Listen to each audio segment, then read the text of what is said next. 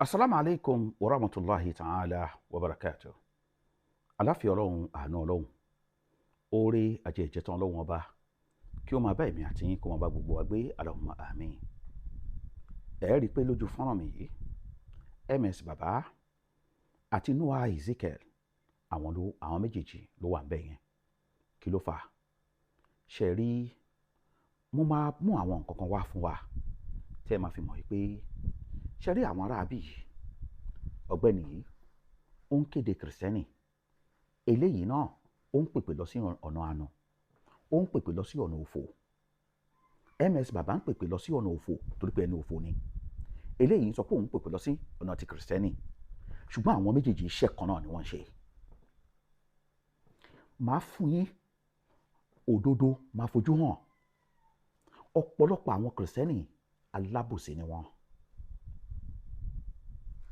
Ṣé rí tí MS Baba tó bá ti sọ nǹkan kan nípa ẹ̀sìn Islam, ọ̀pọ̀lọpọ̀ àwọn kìrìsìtẹ́nì náà máa ń repost ẹ̀, àwọn náà máa ń comment sí under ẹ̀. Now, in tó ń dish out nípa Islam tó jẹ́ irọ́ tí à ń debunk, ó ti wá bẹ̀rẹ̀ sí dish out ẹ̀ sí ọ̀dọ̀ àwọn kìrìsìtẹ́nì. Ṣùgbọ́n kí n tó lọ síbẹ̀, tẹ́ ẹ máa fi mọ̀ yí pé iṣẹ́ kan náà ni wọ́n jọ gbà, iṣẹ́ kan náà ni wọ́n jọ ń ṣe. Kódà Noah Ezekiel wọ́n jọ wà nínú gúrùpù ńgbà kan ni, ó wà nínú gúrùpù MS Baba, kó wá bọ́ síta kó debunk ẹ̀ pé òun ò pẹ̀lú àwọn MS Baba nígbà kan, òun ò kí ń lọ sí live wọn tọ́jọ́ ló ń ṣe live, kó bọ́ síta kó wá debunk ẹ̀, kó bọ́ síta kó wá debunk ẹ̀. Nǹkan tí wọ́n ń ṣe tẹ́ ẹ máa fi mọ̀ pé iṣẹ́ kan náà ni wọ́n jọ ń ṣe. Ẹ jẹ́ ká jọ wo fídíò bàbá yìí kí a gbọ́ nǹkan tí bàbá yìí tó ń sọ. Bismillah. Ẹ káàárọ̀ sà, ẹ káàárọ̀ mà, gbogbo ẹ̀yin tẹ́ ń gbọ́ mi, mo kí yín, ẹ káàárọ̀.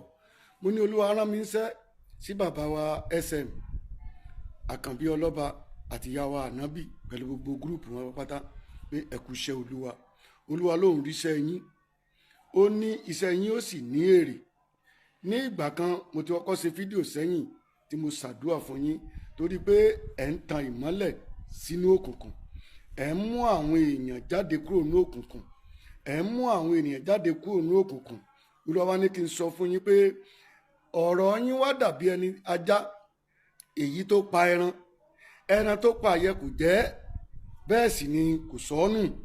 Ó ní tó bá dé stage kan yóò bẹ̀rẹ̀ sí máa rùn. Àwọn tẹ́ ẹ kó kúrò nínú òkùnkùn yìí, ẹ kó wọn mọ ìlànà Ọlọ́run. Nínú ìwé Exodus orí 20, ó ní lẹ́sẹ̀ kínní, èmi ni Olúwa Ọlọ́run rẹ tí ó mú ọ jáde láti. ẹ̀sìn Islam ṣẹ́tìrì iṣẹ́ kan náà àwọn ó ní Olúwa rán òun sí wọn wípé ó kí wọn kú iṣẹ́ wọn yóò sì lérè. èrè iṣẹ́ tó pray fún yẹn, mo máa padà play ẹ̀ fún yín, iṣẹ́ yín yóò sì lérè. Ó wá ní àwọn tó kó kúrò nínú òkùnkùn. Bàbá yẹn mò ń bọ̀ wá sọ àwọn nǹkan kan fún. Àwọn tó kó kúrò nínú òkùnkùn tí wọn ò bá kó wọn wá sínú ìmọ́lẹ̀. Ṣé rí, eré ipá lọ́pọ̀lọpọ̀ wọn ṣe, àbòsí wà ní ara wọn, iṣẹ́ kan náà ni wọ́n ń ṣe. Ẹ wá wò, ṣé mọ̀ pé ó sọ pé iṣẹ́ wọn yóò lérè? Ẹ wá gbé èrè tí iṣẹ́ tí ó sọ pé Olúwa rán òun sí, iṣẹ́ wọn òun ó ti ń lérè. Ẹ̀yin ọmọ ìyá mi ní ẹ̀sìn Islam, ẹ jẹ́ ká jọ gbé èrè iṣẹ́ wọn. Bismillah. Kìrìsìtẹ́nì irọ́ lásán nìyẹn náà, ẹ̀yin èèyàn wa ẹ jí, ẹ lọ wo Bíbélì, kò sí ìtàn wa ń bẹ̀. Wọ́n wá fún wa ní àwọn òwe, àwọn ìtàn tí kò kí ń ṣe ìtàn wa, wọ́n wá gba èyí tó jẹ́ tọ̀dọ̀ tiwa, wọ́n gbà á lọ́wọ́ wa. Ẹ wo àwọn China, ẹ wo nǹkan tó ń kọ́ àwọn ọmọ wọn, wọn ò kọ́ àwọn ọmọ wọn ní RP àti CRK, ayé wọn máa dà. Praise the Lord. Gbogbo ẹ̀yin tí ẹ bá ń wo fídíò yìí, mo rọ̀ wá, ẹ jẹ́ ká máa share, ẹ jẹ́ ká máa like, ẹ jẹ́ ká máa comment. Àwọn ọmọ Ọlọ́run, ẹ jẹ́ máa sọ pé Jesus is the only way. Amen. Ẹ jẹ́ ká gbọ́ nǹkan tí arákùnrin yìí sọ. Ǹjẹ́ lóòtítọ́ ni wípé wọ́n wá fi Christianity tàn wá ni wípé ẹ̀tàn ló wà nínú ẹ̀ wọ́n fi wá gba ìtàn wa kúrò lọ́wọ́ wa ni rárá o kódà Christianity ló wá ran ayé wa lọ́wọ́ òun ló ran gbogbo orílẹ̀-èdè lọ́wọ́ ọ̀pọ̀lọpọ̀ àwọn nǹkan tá à ń ṣe lónìí tá à ní lénìí tá à ń lò lénìí àwọn Christian ni wọ́n jẹ́ ẹni tó ṣèwádìí tí wọ́n sì discover tí wọ́n sì ṣe fún àpẹẹrẹ fóònù tí mo ń lò àti tárákùnrin yẹn lò ń jẹ́ mọ̀ wípé iṣẹ́ Kristẹni ni fóònù yẹn ní tí Kristẹni kan discover òun ni wọ́n fi ń ṣe lénìí ẹ jẹ́ ká bẹ̀rẹ̀ látòrí ọ̀rọ̀ DNA. ẹ̀yin ọmọ ìyá mi nínú ẹ̀sìn Islam ṣẹ́tìrì èrè iṣẹ́ pé Kristẹni náà kò kí ń ṣẹ̀sìn Kristẹni náà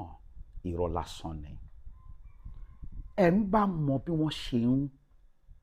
bí èèyàn ṣe ń analyze video kí lẹ notice lára Noah Ezekiel he was shaking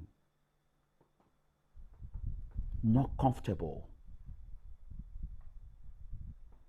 ṣé mọ̀ bó ṣe ń sọ̀rọ̀ nígbà tí bàbá Akéwùgbèmí tí wọ́n challenge MS bàbá eléyìí ló jáde Noah Ezekiel ló jáde tó ń sọ̀rọ̀ tó ń fún bàbá yẹn lésì ẹ wo nǹkan tó wá ń sọ someone ó ń sọ pé ó ní ẹ̀sìn yín irọ́ lásán ni and you are here talking about àwọn tó invent àwọn scientists ó ní irọ́ lásán ni kí ló ń try láti establish pé Christian ni wọ́n ẹni tó bá mọ research ṣe ẹ lọ wo irú Christian àwọn yẹn kẹ́ ẹ wo believe wọn kẹ́ ẹ wò ìyẹn kọ́ ni mo tiẹ̀ fẹ́ sọ̀rọ̀ nípa ẹ̀ ṣe rí tẹ́ ẹ bá rí àwa mùsùlùmí tá a jáde tá à ń sọ̀rọ̀ wàláhì làzim kì í ṣe pé à ń sọ̀rọ̀ nítorí pé ẹ̀sìn wa depend on individual or group no ṣe rí àwa ní antidote àní àpòrò èébú dọ́là ni wá èébú ló ń dọ́là fún àwa mùsùlùmí èébú ló ń dọ́là fún wa àti destructive criticism àti constructive criticism òun ló ń jẹ́ kí Islam kó máa lọ síwájú because ìta bá gbé ilẹ̀ lórí òdodo famadha ba'da al-haqq illa ad-dalal kò sí nǹkan kan lẹ́yìn òdodo ju àánú lọ Islam lórí òdodo ló wà so bẹ́ẹ̀ bá ṣe lè máa àkíyèsí òun ni òdodo yẹn yóò máa fojú hàn sí ṣùgbọ́n nǹkan tí àwa ṣe ń jáde láti máa sọ̀rọ̀ ọ̀pọ̀lọpọ̀ ọmọ Nàìjíríà pàápàá jùlọ ọmọ Yorùbá irọ́ náà fi máa ń mú wa bí ẹrú ṣé ẹ mọ̀ pé Pennywise ti wá ń gbà kan ó kó ọmọ Nàìjíríà lówó lọ MMM tó wá ó kó ọmọ Nàìjíríà lówó lọ ìkan tó wá lẹ́nu ọjọ́ mẹ́ta yìí ó kọ́ ọmọ Nàìjíríà lówó lọ kódà àwọn ìmáàmù tó pẹ̀lú tán ti lọ ná mọ́tò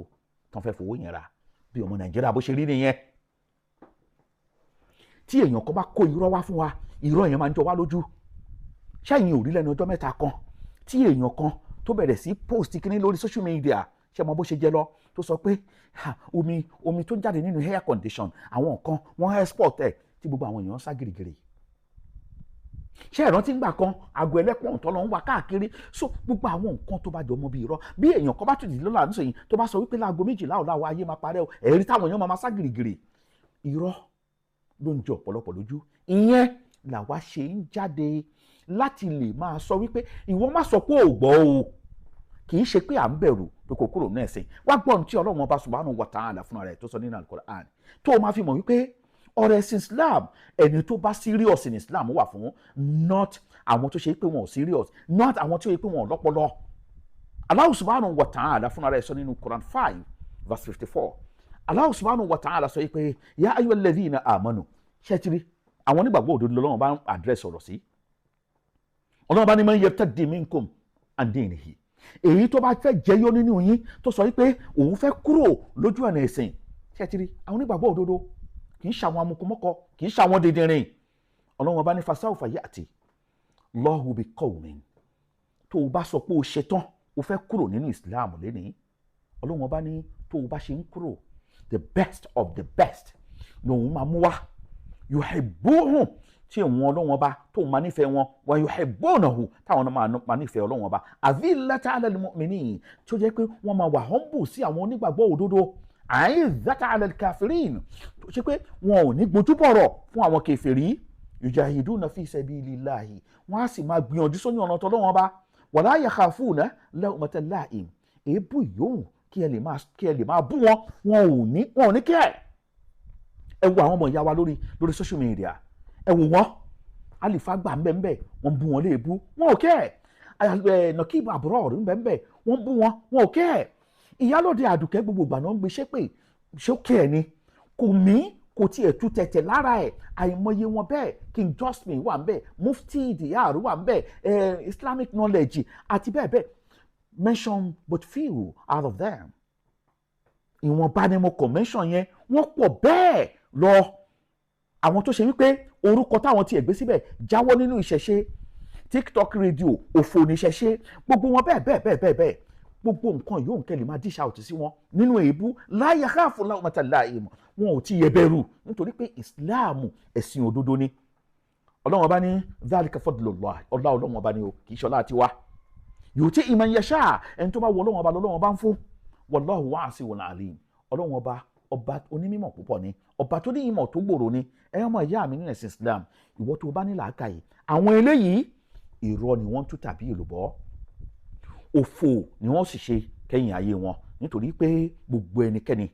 tó bá ń jálé onílé tó fi ń bò tiẹ̀ lẹ́yìn tó bá padà yá ọlọ́run ọba yóò tú láṣìírí subhana rabbika rabbil izzati amma yasifun wassalamu ala al-mursalin alhamdulillahi rabbil alamin.